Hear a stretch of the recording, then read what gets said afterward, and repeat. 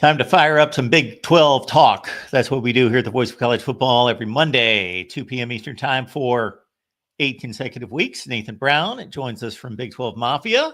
Cody Stovall today from All Day OK State. He's on lockdown, of course. Cody, our good friend, covering the Pokes. Cody, how you doing today? I'm feeling pretty good, and I'm very optimistic, as are most teams, right? Everybody's undefeated in the offseason, but part of it is making moves, and Mike Gundy, whether it be openly, reluctantly, he has made significant moves that I think do position us to have a significantly better 2025. Comments and questions are welcome, folks. We appreciate you stopping by here at the Voice of College Football. Please subscribe to our Big 12 channel. You can see us at about, 750 subs, something like that. So push us toward 1,000. And again, Locked On OK State is the place to be. We will get you those particulars here in just a minute.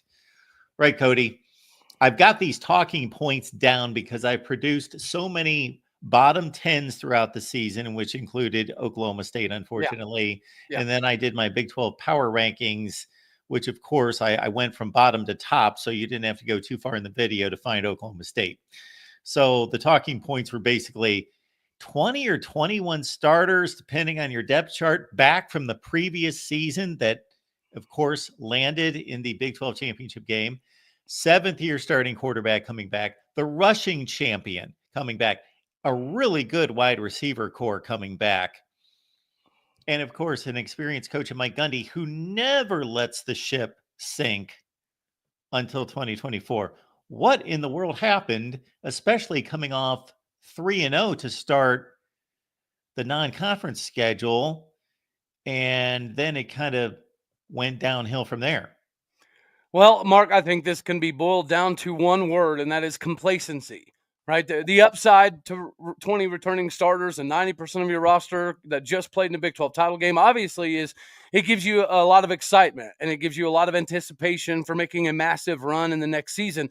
But what we forgot to do is coach during that time, right? So the little technical stuff that you're supposed to do, a little extra film study, a little extra technique to get off of double teams and things of that nature, staying after practice to get in extra work with the younger guys. We did not do that.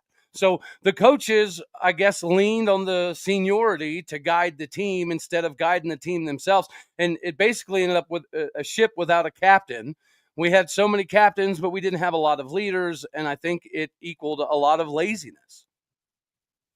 Okay. Yeah, I know that one of those early season matchups in the Big 12 was Utah, who came in and, of course, fell flat on their face, losing 7 consecutive games. But they started 4-0, made a big showdown in Stillwater, and everyone at the time thought, "Oh, this is one of the biggest games in the conference this season." And Utah squeezed out a win after they went up big, but then they plummeted after that with 7 straight, and then Oklahoma State, of course, 0-9 in the conference.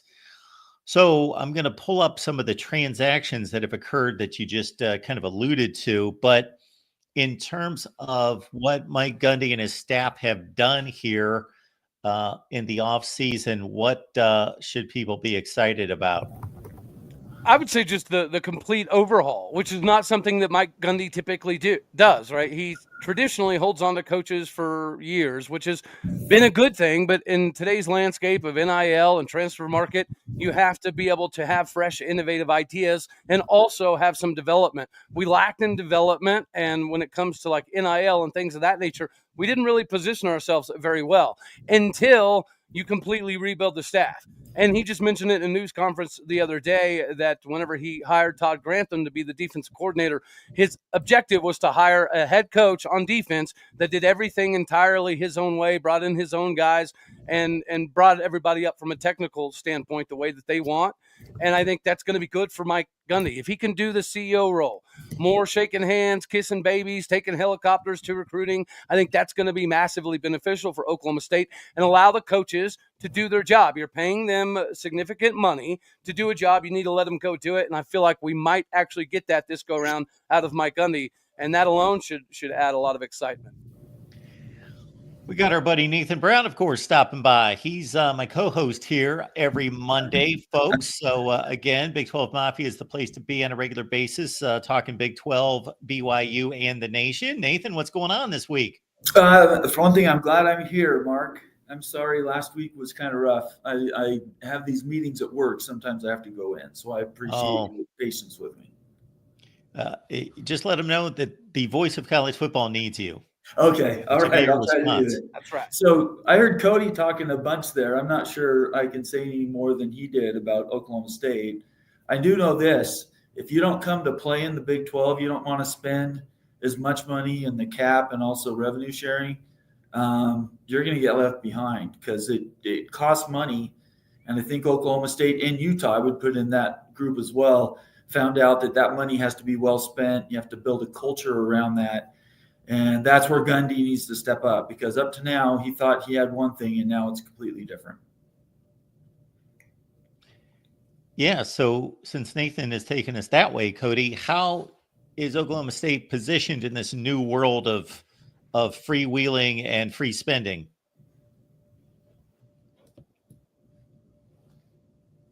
I just froze for a second. Hope I didn't miss anything.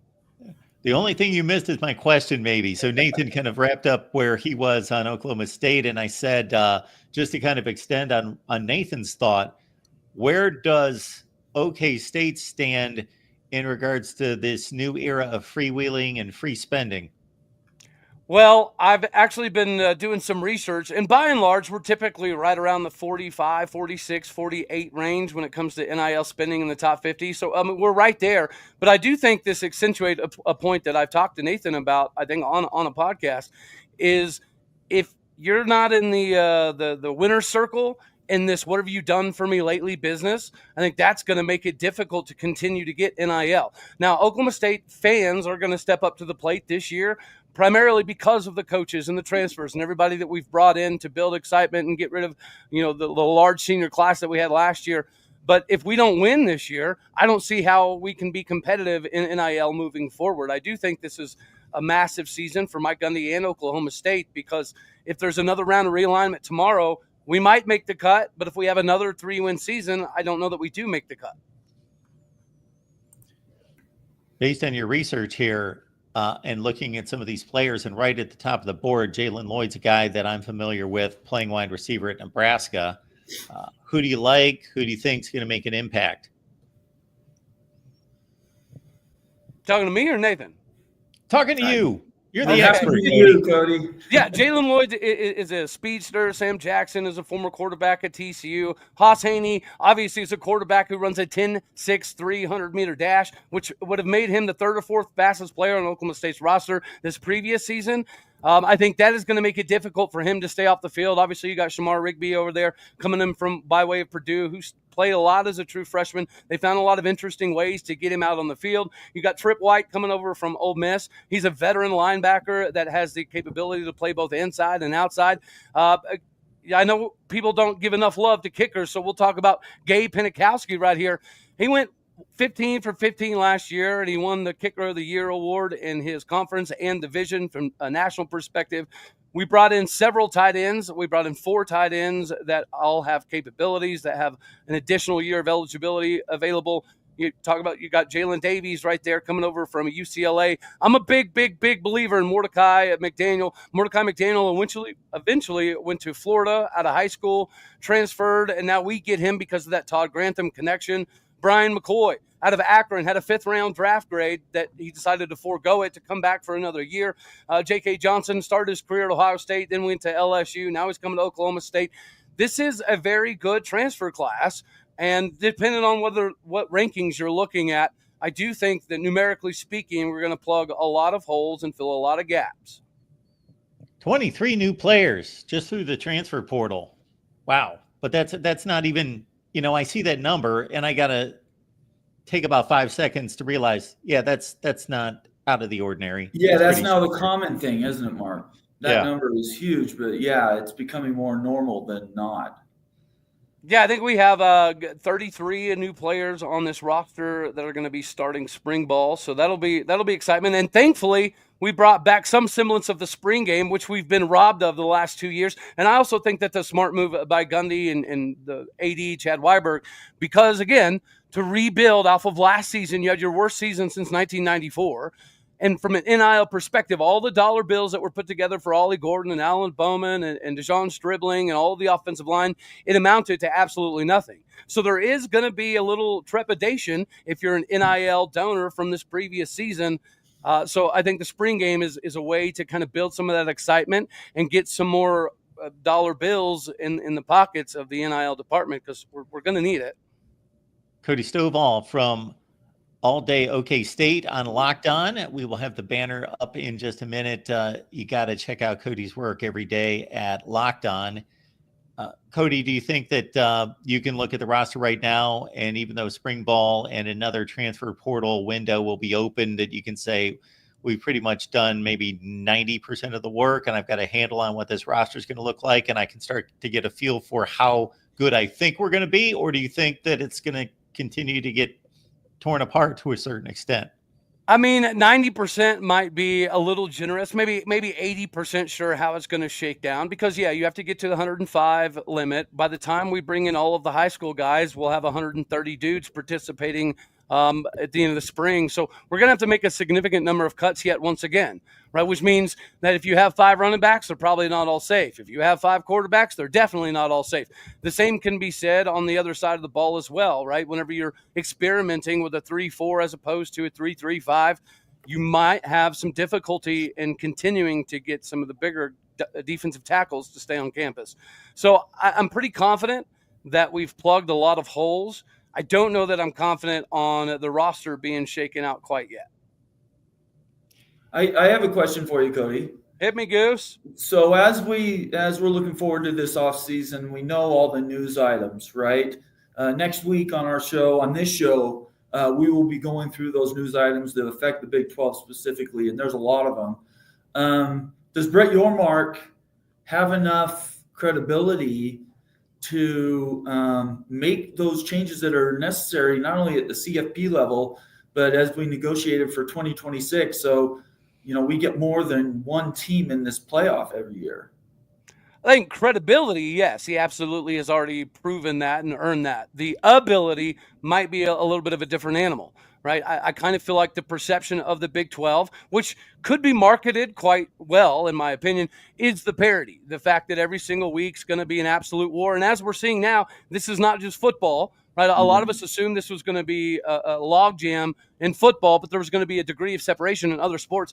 I don't know if you've been watching some of the men's and women's basketball, but dude, this is an absolutely mad conference in other sports as well. So it's not just football related. I am very excited to have the Big 12 where it is currently. But once again, we've got to have somebody break down the door. What we really needed to have happen was Arizona State to win that game.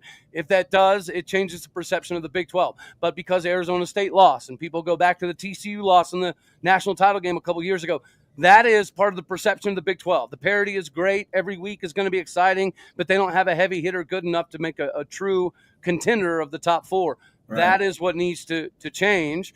And again, from a marketability standpoint, I don't know that Brett Yormark has all of that ammunition yet, but I do think he has enough clout to get people to listen, because he transcended the Big 12 very, very quickly. I would say a lot faster than people thought was possible in the beginning. So he's earned the respect. I don't know that the marketability on the Big 12 is quite where he needs it to be yet, though. Nathan, I know your time's precious. If you need a bolt, go right ahead. Yeah, I just had one other thing I wanted to ask you guys. So, Ohio State won in convincing fashion. What are your opinions on the way that the 12-team format, as it's currently constructed, are? I know, Mark, you're going to have a different opinion than probably Cody. I'll tell you my opinion. My opinion is it needs work. I love having more teams. I don't think 12 is enough. I think 16 and no buys. And then you start playing those games right after the season ends. Maybe even get rid of conference championship games, go to conference semifinals to have teams qualify for the playoff. But, those are just ideas I think that would benefit me and mine, and I'm curious what you guys think. Do you want me to go, Mark? Let's go to the guest first. Hi, buddy. Well, I actually disagree on the 12 team. I do think we saw this previous season. 12 teams might be a little much, right? Because there is a gap between the top 5 and everybody else for the most part, just from a size, skill, speed perspective. When you watch Texas and Georgia on the field, they look significantly different than a lot of the other teams, including Arizona State and Boise State, that put up, good performances and had good seasons, but they're just not athletically on the same playing field. I don't love that the stars matter, the style of conversation, but clearly there's guys on the Texas and Georgia rosters and Notre Dame rosters that are going to be littering the NFL. I don't think the same can be said about some of the other teams in that deal. So I would prefer it go down to like 8 teams. I thought 12 teams is a good idea in theory, but I don't think it worked out in practicality. I do agree on getting rid of the buys. There's clearly an indication that if you take some of that time off, it's not worth the little bit of extra help that you get from a health perspective because you get out of your groove. And I also think that the first round should all be on campuses.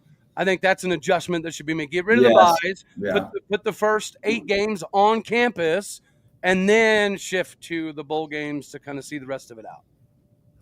So my thought would be, first and foremost, I will deconstruct and reconstruct all of this at some point here in the next month or two and provide some kind of, massive overhaul. And this is exactly what I do because that's the type of approach I've taken in the past. So I have yet to think through all the intricacies of how I would improve the system. But first thought is, number one, I don't think that the 12-team playoff was as bad as the criticism it received.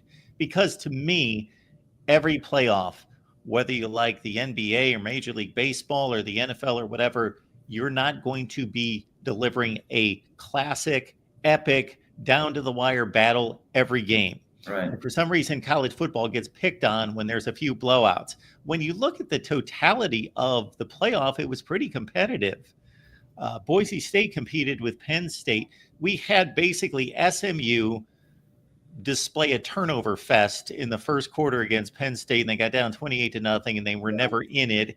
I don't think Penn State beats SMU by 28 points every time they play, but it was what it was, and that was the one game that really looked ugly.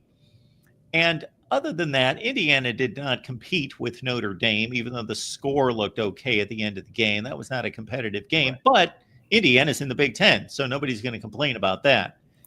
So to your point, really, both of you have made these points. For me, unfortunately, there are people that they just want the bottom line result. Like the only thing they look at is, did Arizona State win? Okay, no, they didn't win. They lost. Therefore, the Big 12 went 0-1. They lost. They're not any good. Well, then you don't watch football and you don't understand football. What happened to TCU 2 years ago versus what happened to Arizona State against Tech, 2 completely different levels of play. Arizona State, in my estimation, was the better football team for the majority of that game. They acquitted themselves to a T. Now, they didn't win the game. Okay, fine. But that was the Big 12's one shot. Yeah. We talked about this a few times. And Cody, I don't know if you were around for it, but my thought going into this was much like college basketball tournaments where you've got a conference that can flood the field with 7 or 8 teams. If 2 or 3 of them lose, upsets in the first round where there are 3 and they lose to a 14 or something like that and make your conference look bad, you know what? If there's 2 or 3 other teams that make up for that, everybody's going to forget about that. If you got 2 teams in the Final Four, you're a great conference. Same thing here. You're the Big Ten, the SEC, you got 3 or 4 teams in there. 2 of them stumble. Who cares? Nobody cares. You got 2 teams in the semifinals. You got a champion like the Big Ten did, and all is well with the world, and you look good. The Big 12 had one shot, and they actually, if evaluated correctly, they came through in spades in that game. They played what might be the second best. So we know Ohio State, I think we got a consensus here, is the best team in the country this season. For sure. Yeah. But the second best team, I don't know if it's Notre Dame. Is it Penn State? Is it Texas? It's one of those teams. So that might have been the second best team in the country. Right. And it wasn't they were that close to being second best. So I thought that was a great performance by Arizona State. And the one last thing I'll say is going into the field, into the playoff, my one thought about the Big 12 is it's not like the other conferences where if you replace Ohio State, you plummet. If you replace Texas, you plummet. Arizona State was the hottest team. Yeah. But were they the best team out of the four? Not over the course of the season. Iowa State was just as good. BYU. Like, my thought was whoever goes out of the Big 12 and however they perform, it could easily be said, well, we got like 4 other teams that would pretty much do the same thing. Yeah. So that's a credit to the conference. Now, if we go the 16-team route, like Nathan says, without buys, get rid of the conference championship games, because otherwise, I don't know what your incentive is. You got to incentivize the conference championship games. Right. And in terms of the buys this season, and obviously all 4 of them lost, but we also have to understand 2 of them were significant underdogs because of their elevation, because of the format of receiving the bye because of a conference championship. But even Georgia and Oregon lost. They were very slim underdogs in those games. So they were all underdogs. That's kind of surprisingly that the 4 top seeds would be the underdogs, even the Big Ten and SEC champions. I do wish there was a method to the madness. How Arizona State catapulted to a 4 spot. I mean, I'm not necessarily complaining, right? Yeah. It didn't make any sense to me. Yeah. And I wasn't happy about it. Again, I thought the bye weeks were going to be, I didn't think it was going to look as bad as it did. But I did think that they were going to run the risk of having some off performances. But even more so than that, the first round of on-campus games, you could just feel the electricity was significantly different. It just was. And I think it's good for the universities, it's good for the local towns, but it's also good for college football to see these different campuses and how they are, interactive with the fan base. So I think there's some changes that need to come. But Mark, I wanted to hit something you mentioned. It's about watching the games. These CFP committee members are not watching the games. And if they are watching the games, right, they're watching Bama versus Georgia. They're watching Ohio State versus Michigan. They're watching Oregon versus, Indiana. They're not watching Oklahoma State versus Texas Tech. They're not watching SMU versus Florida State. They're just not. Yep, that's true. I apologize. We only have to do this for a half hour. Next Monday, we will be a full hour, and we're getting into it. But Cody, it's so good to see you. I hope you're feeling well. I have no complaints, man. I mean, I could complain, but we all know that nobody would listen. Right? Okay. Yeah, we're going to kick you out of the chat, Cody, if you start complaining. I don't blame you. Thanks so much, Mark. We'll see you next week. Of course, sir. Hey, Bomber, guess what? Guess what? What? I love your face. Oh, thank you. Thank you, Cody. Bye-bye. See you guys later. Later, buddy. Must be an inside joke there. We'll just let that slide. Let it go. You can fill in the blanks, folks. My last thing for you would be your Brett Yormark. You kind of hit on this, but your Brett Yormark. Nobody's playing football until the end of August. What can you possibly do to? And I made this statement to Nathan. Okay. I said, because we were talking about this the last few weeks. Okay, how do you position this? You can't create money out of nowhere. You can't create TV ratings out of nowhere. You can't create brands out of nowhere that compete with the teams that we talk about at the top. If you don't put a narrative around the Arizona State effort against Texas that sounds right, you sound like you're complaining and whining. But if you do it right, that's where the marketing experts come in, I guess. If you truly show how well that game was played, how close that game was, then maybe you earn a little respect. But you're Brett Yormark for the next 7 months. What do you do to possibly position this conference as well as you can going into next year? Well, I think you have to take it in layers. Is the Big 12 going to catch the SEC and the Big 10 anytime soon? The resounding answer is not only no, but heck no. So what conference is the Big 12 already better than? But maybe the perception is not out there because that conference does have some heavy hitters like a Clemson in it, like a North Carolina in it. That's not necessarily a blue blood for college football, but they are a massive name and a massive brand. The difference between the Big 12 and the ACC, I think, is fairly dramatic. And then you talk about the fact that BYU didn't get in. Yeah, BYU beat SMU earlier on in the season in Dallas. Things like that, I think, need to be talked about. So the first thing I would do if I was Brett Yormark is chop down the tree of the fallacy that the ACC is close to the Big 12. From a monetary gain standpoint, that is somewhat irrelevant. I think that Brett Yormark should market the fact that the Big 12 is the number 3 Power 4 conference in America and get that sour taste out of people's mouths that the ACC is competitive with the Big 12, because I don't believe it.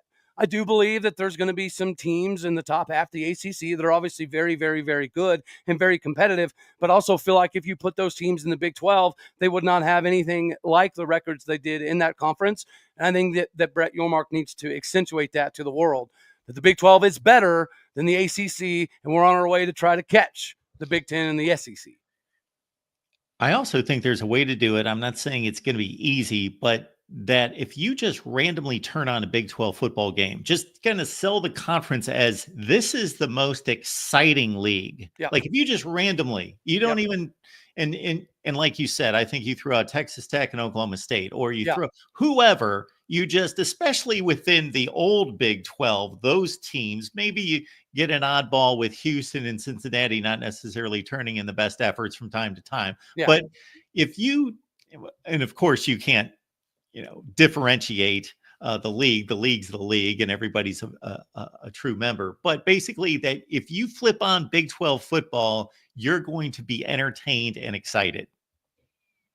I think you hit the nail on the head. That is the biggest thing that we have at our ability right now to project dominance, is the fact that you can spin the wheel every week, just randomly pick a Big 12 game, and it's probably going to hold your captivation through the entirety of it. Not every conference can provide that, so I do think that you're 100% spot on. That is something that Brett Yormark needs to put out to the world, that, hey, not only are we ahead of the ACC, but we are also the only league where you can tune in to any single game, and it's going to be worth the watch.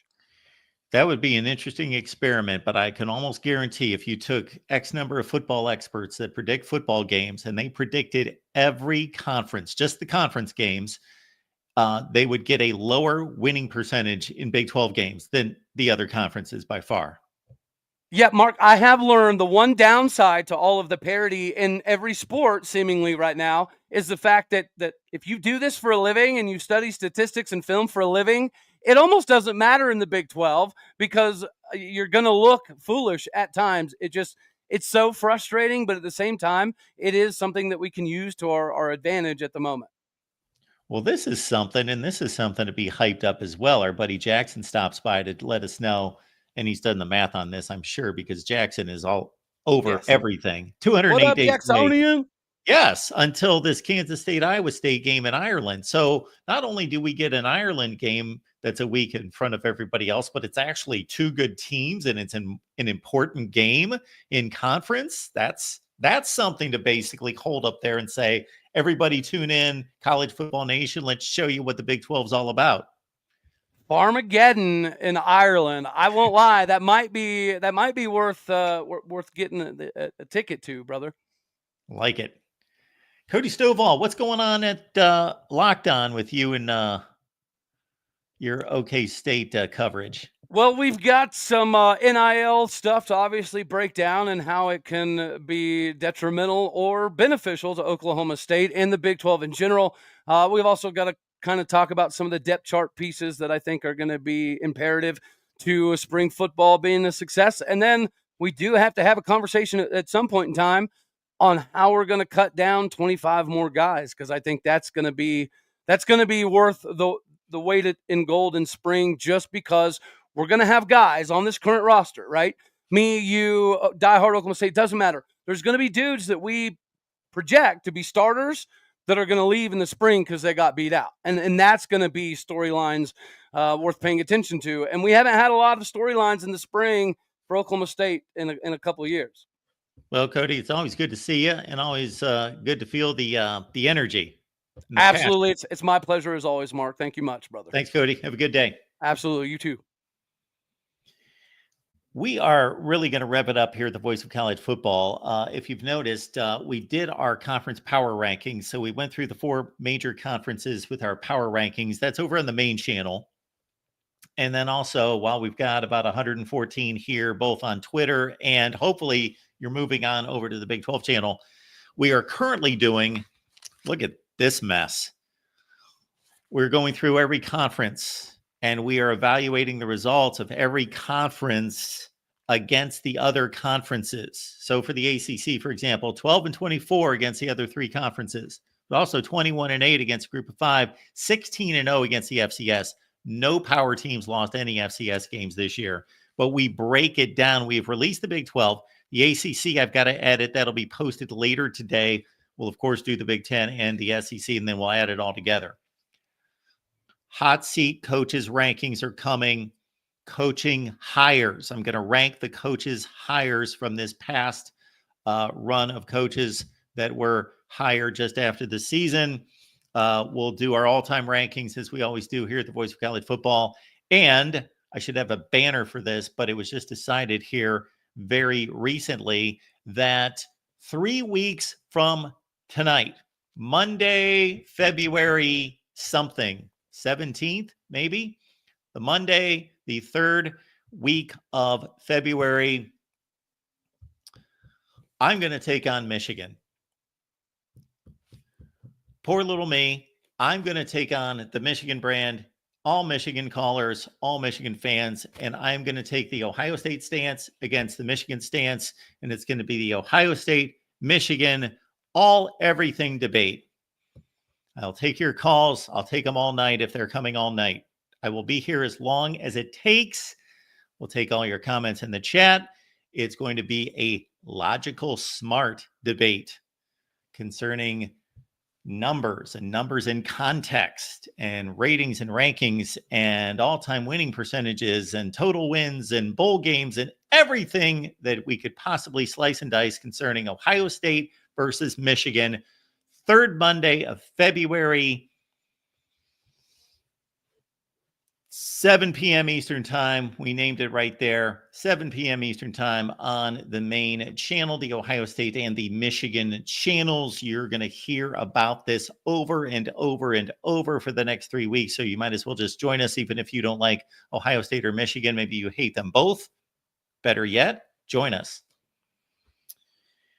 And so much to get to here at the Voice of College Football. My way too early top 25 has got to be put together as well. Appreciate you being here at the Voice of College Football. Next stop, I believe, is the Alabama show coming up at 6 p.m. Eastern, 5 Central with Jackson and Johnny on the Alabama channel. I've got a Big Ten live show tonight with Matt Zemek. That's on the main channel at 9 Eastern. We will see you then. Make it on back here, Big 12 fans, for the Big 12 live show next Monday, 2 p.m. Eastern Time.